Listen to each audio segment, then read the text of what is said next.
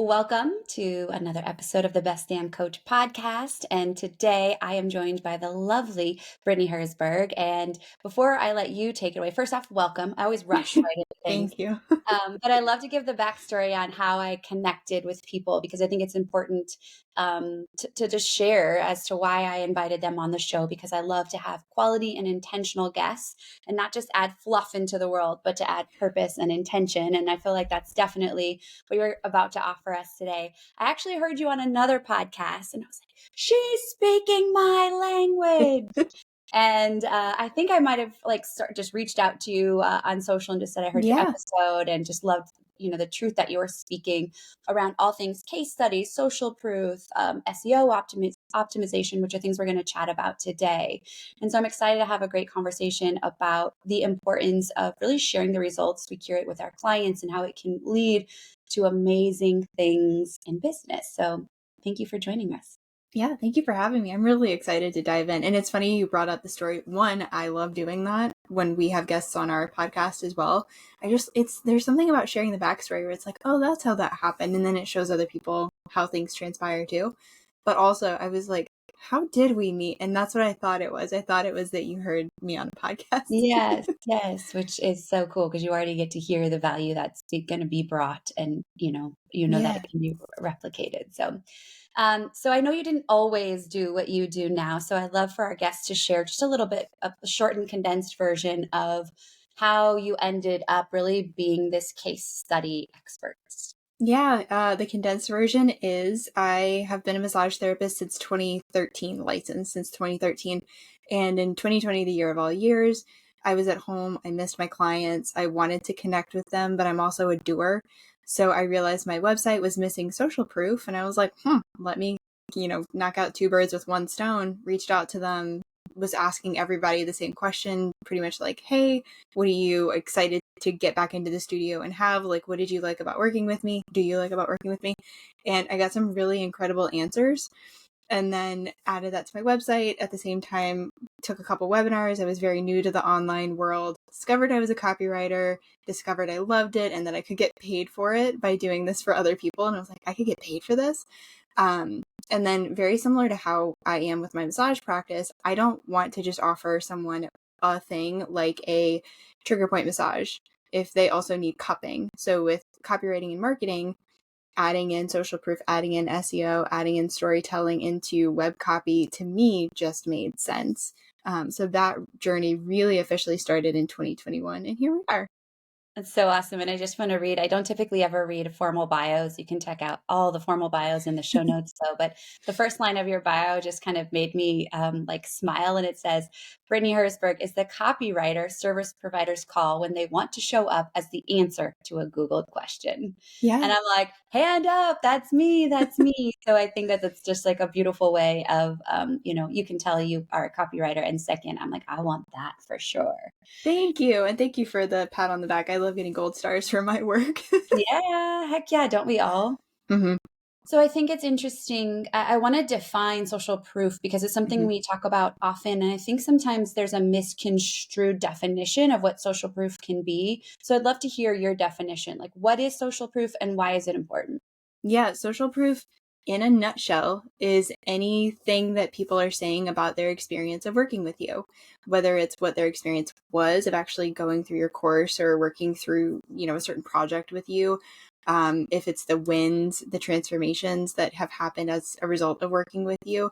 And we typically think of social proof only as testimonials, but there is so much more social proof out there. Even this was an aha for me this year. I had another friend who was like, statistics, when you share stats, that's a form of social proof. And I was like, oh yeah, good point. That's true.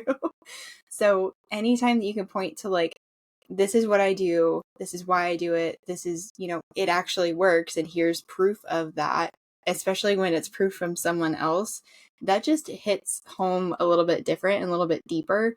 And when you're able, especially to bring in that story into the social proof as well, which is why I love case studies, it just it does the selling for you. So if you're an introvert, if you're someone who doesn't love marketing, if you're newer to this world, you're definitely going to want to pay attention to the conversation. Yeah, for sure. And the thing that I want to highlight as we dive in is this is why, I mean, I teach this process inside the BR version, different than yours, but we're speaking the same language here. Is what I find is coaches, and not, I don't want to call out coaches specifically. I think a lot of business owners don't have what you realized you were missing during the pandemic. You're like, I'm doing all this amazing work, but I'm inundated by client delivery, and I haven't taken the time to survey my clients or create a system inside of my business that captures, a snapshot of the results that we're absolutely creating. So as you listen, I really would love for you to put the hat on and ask yourself, where can I start in this process? If I'm not even collecting any social proof, where could I take a step into? And if I already am, how can I elevate that process? Because I know between the two of us, there's going to be lots of nuggets here that are really key to elevating that. And something we say inside the BDC is sprinkle your client results like it's confetti all throughout Yeah. your work. Yeah. And that's the visual that I'd love to kind of cast on this episode a little bit, is just thinking that this is like just throwing that extra sweet sauce on there that literally does the selling for itself. And so first off, I want to take the conversation to SEO Mhm. first, because I think this is an opportunity to teach the audience a little more deeply on what SEO is and why it's important. So can you share a little bit of your perspective around that? Yeah, sure. And I'll actually weave in social proof because the first step to any SEO project that I have, any SEO copywriting or strategy or whatever it is, step one is, what are your people saying? How do they describe what you do? What problems are they running into? What stuck points are they hitting? And then why are they coming to you? What is their experience like of working with you, and what's possible because they have worked with you? Because all of those things are going to help you show up as a search result. And SEO, if you're unfamiliar with it, stands for search engine optimization. And my cute little definition that always hits home with people is that it's how you show up as the answer to a Googled question. Because if we think about it, like even right now, just like, what's the most recent thing that you were trying to find?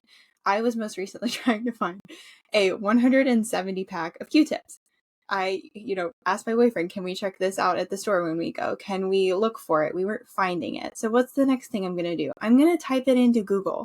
Where can I find this? What's the best price I can get for it? And of course, that's a really generic thing. But if someone is looking for a thing, we're going to talk to our people, and then we're going to go to Google. So if you can really pay attention to what people are saying and how they're describing what you do and how you help people, you're going to get the keywords, because our people can say it just in the way that other people are searching for it. There's, we kind of have our jargon, our industry jargon, and we want to get away from that enough so that people can find us in their terminology. Which I mean is no different than hopefully how we're teaching our clients, my coaches, to understand marketing, right? It's Mm-hmm. not say it the way we say it, it's say it the way our clients say it, and collect as much information from them as the way that they say it. So we're not trying to speak a different language to them, and they're hearing what they're saying, but it almost feels like they're literally speaking, that we're speaking another language to them, which is where so much, I think, messaging gap exists, especially for Mm-hmm. emerging coaches. For sure. I can agree more. So can we go back to when we think SEO, immediately go into websites exclusively. And for some of our listeners, they probably have websites, and for some of them, they do not yet. And so how is SEO, like how should we think about SEO when we're kind of in the beginning stages to emerging stages of building a website? And why is that relevant for us as we're in the building phase? Yeah, it's extremely important. And even this morning, I recorded a podcast with, on my own podcast with a guest. And she was even saying, like, if I had to go back to the beginning, SEO would be the first thing that I would do. And I was like, yes. We don't think of it at that stage. We think of having the pretty images and the pretty website and the cute messaging and things that matter. Yes. And SEO, probably in my head at least, matters the most, because it's how you're going to get found. It's constantly working in the background for you. It's doing all of this stuff to drive people to you. It doesn't have to just be your website, though. SEO is showing up in podcast notes. SEO is showing up on social media. I cannot tell you the number of people, and I really probably should go back and gather this information, but I cannot tell you the number of people that will find me on Instagram simply because in that bold part of my bio, I say SEO and case study copywriter. And they're coming to me because they want an SEO copywriter or a case study copywriter. They want to learn more about those two subjects, or at least one of them. So really what's important to think about when we think about SEO is those keywords. And that's why I want you to pay attention to anything that your people are saying. Any kind of terminology, phrases, questions, things that are coming up for them. That's what other people are going to be looking for. And they're going to be looking for it in a variety of places. YouTube, podcast players, social media, different platforms, and of course, Google, your website. So we don't want to miss any opportunity to show up and help someone. So we kind of need to have these things sprinkled throughout. But once you do the keyword research once and you start to figure out your SEO strategy overall, you can start plugging it into these different places. And I'll give the listeners a tactical thing as well. Whenever I start with a new SEO client, I always ask these 3 questions. How do you help people? Who do you help? And what do you want to be known for? If you can answer those questions, and I like to remind people that you're not married to your answers. If you can answer those 3 questions, that is where you're going to start with SEO with your messaging. So it's a lot more simple than we make it out to be, but hopefully that gives people like a starting point. Yeah. So take some time to maybe journal those responses or just like, play them back in your mind as you're listening. And the thing that you keep mentioning again that I also want to just define is this thing called keyword research, Yeah. which when I was a new, I stepped into the online world actually blogging. That was where I first started. I thought I'm going to start a blog. My friend was a personal finance blogger, and he taught me very early on that there's value in SEO. I somewhat taught myself a little bit of stuff enough to start showing up on, some front pages of things, but I didn't know what keyword research or keyword researching Uh-huh. is. So can you just share what that is and why that's important in this process? Yes. And there's a few things that I'll share on top of that. But keywords are the terms, the words, the phrases that people are literally sitting and typing on their keyboard and plugging into Google or whatever search engine it is. So we want to make Like pumpkin spice yes. latte recipe. Yes, exactly. Or if we're going to make a business reference like organic marketing strategist or SEO copywriter or career coach or something like that.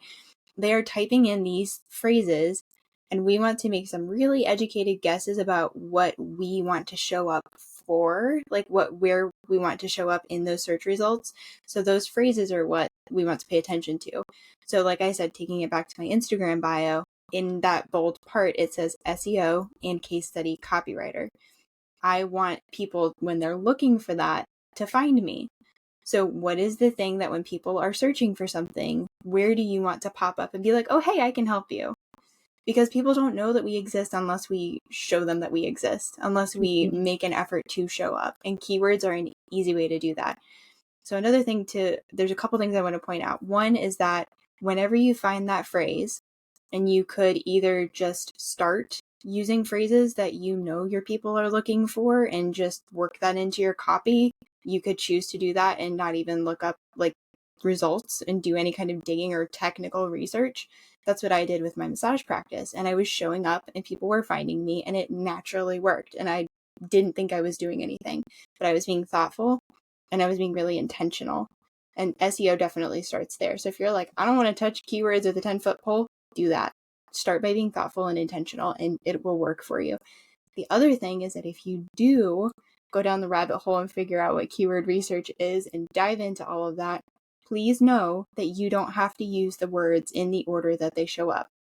So if it says SEO copywriter and strategist, I could sprinkle that in a phrase, and I could split those words up and put them in a different order, and it's still very likely that I'm going to show up for that phrase. So I learned those Ooh, 2 that's things. juicy. Yeah. Yeah, that's really juicy. Yeah, thank you for sharing that. That's a great tip. Like, I love those tangible tips. Yeah.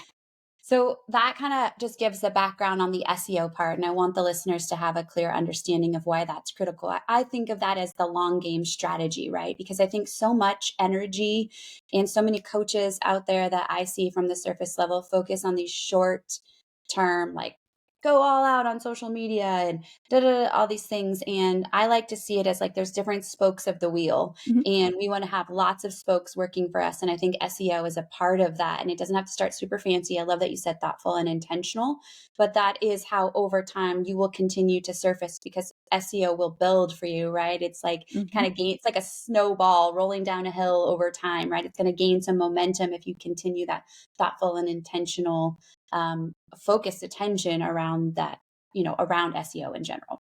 I love the snowball. I should have thought of that, but I love to also compare it to like, a fine wine or a cheese. Like it gets better with age. So Yes. yeah, you definitely, time and SEO are best friends. Yeah. Oh, yeah, for sure. So now let's move the conversation towards case studies. And I'd love for you, from your perspective, to tell us what's different between a testimonial versus a case study. Okay, I have a really quick hitting one for this that I love sharing.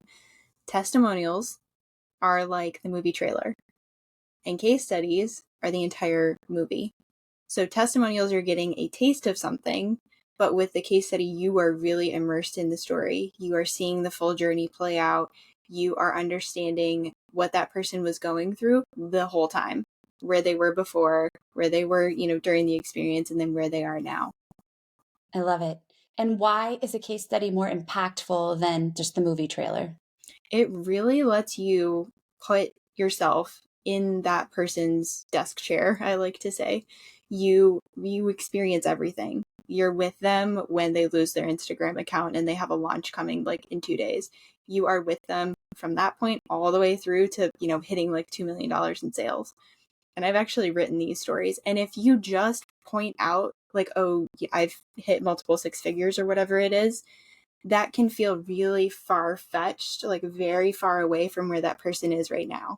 That's going to Mm, be really hard for some people to imagine and go, oh, yeah, that could be me. It's just going to feel too far removed. So if you give them the entire journey and they're able to see, like, oh, I have that same stuck point. Oh, I want a coach who does this. Oh, I want those wins. Those are the things that I'm desiring. Oh, yeah, this makes perfect sense. Social proof sells, and case studies do it like no other because they have, at least the way I teach it, they have SEO, so they're findable. They have the story, so you're really connected with that person and that story. Ideally, you're connected not only with the person being featured in the case study, but also with that coach or service provider. And then we've got the social proof. Not only is social proof the case study, but I like to weave in those quotes from the clients. I like to pull in those testimonials. So you've got all of these things working together, and it's just really magical. I love it. I noticed that even for myself, one thing that I've been really making a diligent effort for, because we host so many workshops, webinars, is that as I present, I'm really trying to sprinkle in what used to be kind of just like direct quotes, testimonials. I would even give like a little story, but embedded in the even in the slide deck, I've really broken it down to the like before, like really trying to break like where were they, like paint that really vivid picture, what we did, what work was transformative, and where they are now. Because I do, like you said, I want the listeners in that workshop to go, oh my gosh, I am so Tina, or I am so Marianne, right? And I think that that is a key point to case studies for sure. Yeah, and it really lets someone, I've been saying this more and more because I had this another realization recently. Case studies let the reader try before they buy. And right now, buying behavior, we need longer runways, we need higher touch runways, and we really need to experience the experience before we pay for it, before we, invest in that, whether it's time, energy, money.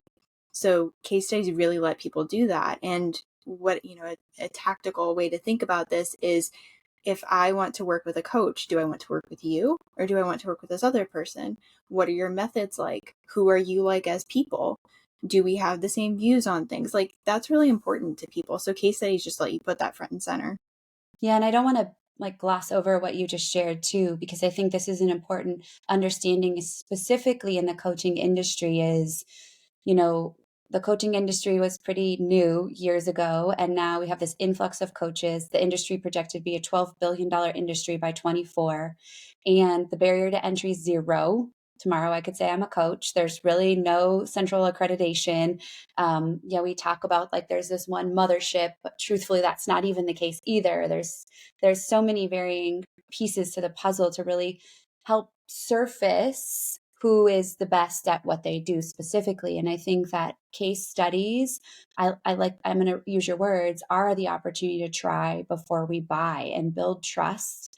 And I would say equally to that is creating offers and containers that allow people to experience our coaching in small bites as well. I think those two really are married together at this season, at this point. At least that's working really well for us in our business, is creating small price point opportunities or lower investment opportunities to see like, oh, Amanda's pretty amazing or Brittany's pretty awesome. Yeah. But that to me, what you're saying again is what's going to, as this industry shifts over time, are utilizing client results and showcasing that you are who you say you are is going to make you a rock solid business. So the external circumstances can change, right? The nature of the coaching industry might shift. But if you're showing us that I've been doing this for 3 years, I am who I say I am, then that is automatically going to create the opportunity for you to rise to the surface over and over again. Yeah, and I want to remind people too, you might be your own best case study. If you're newer to coaching, like let's say I go out tomorrow and I'm saying I'm a copywriting coach. I am, and I have the experience, and even if it's only my story that I'm sharing, that's still a story. That still lets someone see something unfolding. That still, like you just said beautifully, lets them trust you. It's a quick way to get people to trust you because you truly are, this was the starting point, this was what happened, and here's where we are now. Yeah. I was listening to this presentation that Alex Harmozy gave. I'll link to it in the show notes too, for those of you who are listening. I definitely think it's worth your time. I think it's 45 minutes or so, but he's essentially just presenting on content curation, and he's sharing his team and their strategy for how they curate content. And remember, they've got a team there. He runs multiple businesses that exceed 7 and 8 figures. One thing though really stood out that I feel compelled to share on this episode is the simple shift that he suggests in making when you create content is to remember that you are the unquestionable expert of your life. And so when everybody else is trying to mimic or copyright what other people are doing because they learned it in a certification or because they read it in a book, his encouragement is really to shift away from how to and really lean on Mm. right? How did I do this thing? So to your point, Brittany, so you're a new copywriting coach. How did you do it? Like, how did you create success for yourself? How are you writing these for your cases? And then what I find is when my coaches begin to shift into that, this imposter syndrome kind of fades Mhm. because they're less concerned with what is right, the right way, how other people are doing it. And all they're simply doing is like, okay, but how did I create this success in my life? And how did I solve this problem? Because that is mine and mine alone. And nobody else has that specific way that they do it. Totally. And case studies really do they allow you to embody the expert that you are. And there's something in SEO called EEAT, which I'm probably going to butcher it, but it's how you create content. You want to include these 4 things. You want to highlight your trustworthiness, your authority, your expertise, and your experience. And they recently added that extra E. So it is more critical now than it ever has been. And something that came to mind when you were sharing that, which that sounds like a really good talk, I want to go listen to it. I'll send it to you. You please do. Is that if I take myself back, I was a kid that moved around a ton. I was always the new kid. I was always trying to figure out where my place was. What do I need to morph into to be accepted? And if I had just leaned on a little bit more that I am special and that each of you listening are special, and we have our own experiences, we have our own thoughts, we have our own missions, we have our own guiding values. No one else has that unique set of things. We get so in the headspace, and we see it in business all the time. Just like you said, so-and-so said this was, the hot thing to do, so I'm going to go do it. Or this was the way to do something, so I'm going to do that. What do you believe? What do you know to be true? What have you lived? Because if you can speak about that, the passion's going to come through. The expertise is going to come through. You don't have to force anything. You don't have to fake anything. And something that comes up with SEO is people are like, oh, I want to be able to speak in an authentic way. All you're doing is speaking in an authentic way and sprinkling in the strategy of the keywords and the links and whatever else. You could do that after the fact. The story is still there. You don't need to change your language at all. Mm-hmm, mm-hmm. Yeah, for sure. So can you speak a little bit to maybe just give us a few nuggets. What are the most important components of a case study? Or give us some things some tangible things if we're listening, or like Brittany's right, I'm not doing enough of this. I need to shift into case studies, or I should say I want to shift into Mhm. case study format. Where do I start? Yeah. So you start by having a few things. The first thing that you want to have is you want to make it personable. You can do that a few ways. You can do that by having those quotes in there, those testimonial quotes. You can do that by adding in pictures. I love having at least one picture of you and one picture of your client or student that we're featuring, because again, that humanizes it. So having quotes, having images is super duper helpful. From an SEO standpoint, you really want to have an impactful, keyword rich headline. When I say that, there is one headline and it is super territorial. There can only be one per page. I didn't know that when I started out copywriting, and here we are, and that's why I share that.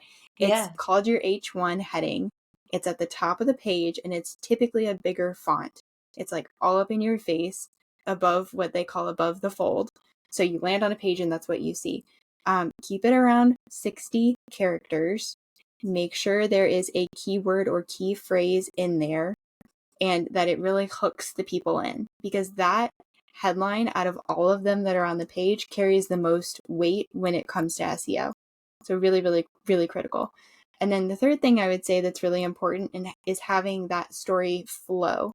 So the easiest way to break that down, I have something called my PET framework, and I've hinted at it a few times already, but Uh-huh. it's highlighting first the problem or the before. So what was going on? Why did I need help? Where was I getting stuck? Then you highlight the experience or the during. So what was it like to actually work with you? And then T, the transformation. And I like to remind people that there are internal transformations and external transformations. What I mean by that is what has changed on the inside? What emotion did I start out with? Was I feeling really shy, really lost? And then what emotion am I experiencing now that I've worked with you? Am I more confident? Am I more driven? Like, what is that thing? External would be more like numbers that we can point to. I had my biggest launch ever. I launched at 6 figures or whatever. I had more people join my program than ever before. What were those numerical things? Everyone is going to have an internal transformation. Not everyone is going to have an external transformation, because maybe they just got done with your program and you've interviewed them and you want to share their story, but you don't have any like external proof transformations to point out yet. So don't sleep on the internal transformations. I love that you highlight those. We teach that over and over, is to acknowledge the internal Okay. and external pleasures and problems, because there's also external problems, but also the internal problems that exist as well. So capturing both of those. I love that. Um, you are a joy and a genius around all of this stuff. So I'm so grateful that you could, just give us lots of like big picture things, but you gave so many tangible nuggets around how to implement, or a place to start with SEO, and also a place to start with case studies. And so I would love to ask you, I think you probably have some great resources too around this. Where Yeah. can my audience connect with you if they want to learn more about case studies? Give us all the details. Yeah. All of the details. So I'm trying to show up more on LinkedIn. I'm over there. I'll Oh, give you you the and me link. both. You and me Oh, both. it's working. I found that it's working. But yeah, so LinkedIn, I'm trying to show up more. I'm always on Instagram, as you know, because that's where you contacted Ditto. me. I joke that I live there part time, but like I do live there part time. So come say hi. Of course, my website, brittanyherzberg.com. And there are 2 resources. I'll make sure you have both of the links. The first one is the SEO basics checklist. It's a really great, solid resource, a good place to start if you're like, this is new to me, but I kind of want to start diving in. There's a video training that comes with it, so it's a jam-packed resource. Then there is the Profitable Case Study Roadmap, which I probably like delivered a mini course in a PDF all about case studies. So everything I shared, I go a little bit more in depth in. And it's a great resource if you just need a starting place or want to familiarize yourself a little bit more with case studies that are rooted in SEO and story. Amazing. And everything that Brittany mentioned will, of course, be linked in the show notes. You can come back and check it out. And I hope, as we suggested at the start of the episode that you really just kind of wore the hat for yourself and was thinking like, what's my next starting place? And now that you've heard her share all of her nuggets, I would encourage you to go back and just ask yourself the question, like, what's the one thing, so that you're not just listening to the episode and again, passively consuming, but you're going to take massive action by deciding what's the one area where I could take a step forward when it comes to showcasing the results. Even as Brittany said, if it's your own, how can I take myself as the example and create a beautiful SEO driven case study? So thank you so much for taking the time to share. I appreciate you just carving out space to be with us. Yeah, thanks for having me.